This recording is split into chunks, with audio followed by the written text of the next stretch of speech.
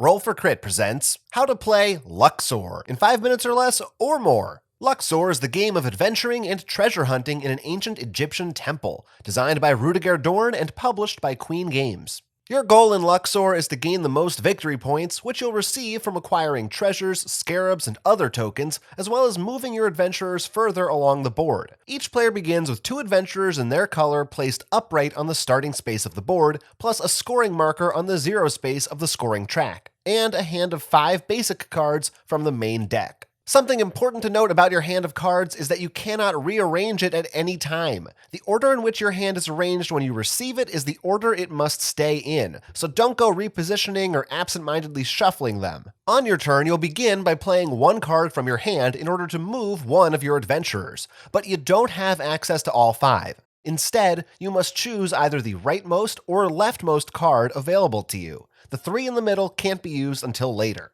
After making your choice and playing a card, reference the number at the top. That's how many spaces you'll move one of your active adventurers. Each space on the board is denoted by lines bordering it, and should have some type of tile on top of it at the start of the game.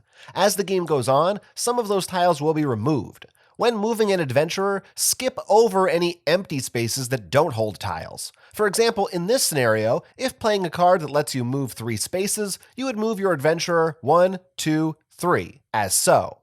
Some cards show the number 1 with a plus or minus symbol. This means you move one adventurer forward or backward 1 space. Otherwise, you must always move your adventurers forward closer to the tomb at the center of the board. Some cards show the icon of a red die. This means that you roll the die to determine your movement number for the turn. You'll also see Anubis statues on the board, next to which each player has an additional inactive adventurer. Like other empty spaces, these should be skipped over during movement. However, if your adventurer passes by one of these statues, you get to stand your adventurer on that space up and move them to the starting space on the board. From now on, you'll be able to select them to move during your turn, just like with your starting figures. Once you have moved an adventurer, you will then take an action depending on what type of tile your adventurer landed on. The most common tile type on the board is treasures. Each treasure indicates how many adventurers of your color are required in order for you to claim it.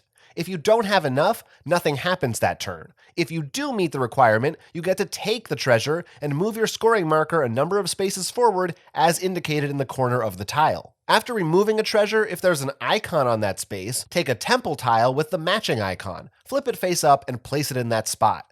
You won't be able to activate that tile yet, but the next time an adventurer lands there, they'll carry out its effect as their turn action. Some temple tiles let you take scarab tokens or wildcard treasures, which will be used for scoring later on. Scarab tokens are kept face down and their point values aren't revealed to other players until the end of the game. Some temple tiles let you draw Horus cards, which we'll get to in a second, and some reveal hidden tunnels on the board. If an adventurer lands on one tunnel, their action will be to move forward all the way to the next tunnel on the board. If there's only one tunnel or the other tunnel is behind them, nothing happens. Next up are the Horus tiles, which give you a choice of taking one of the aforementioned Horus cards or a key token. Keys are worth points and are required to enter the center tomb. Horus cards come in 3 different levels, as indicated by the number of eye icons at the bottom. The tile you land on will tell you which level of card to receive from the top of its face-up pile. Anytime you receive a new card, it gets added to the middle of your hand, with 2 cards on either side of it. Later on, when the new card reaches the leftmost or rightmost position in your hand, you'll be able to play it at the start of your turn, just like any other card.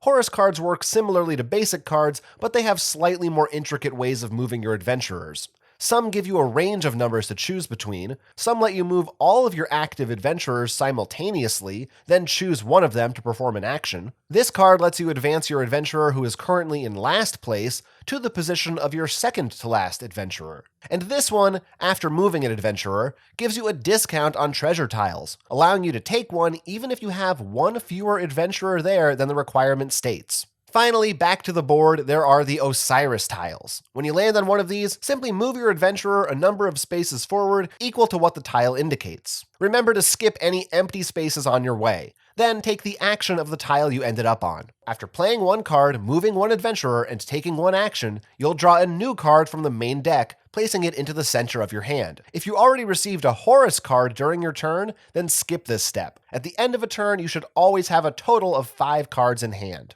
Ultimately, players are attempting to reach the tomb space at the center of the board. To do so, you must play a card allowing you to move the exact number of spaces required to reach it. And you must have a key, which you'll discard to get inside.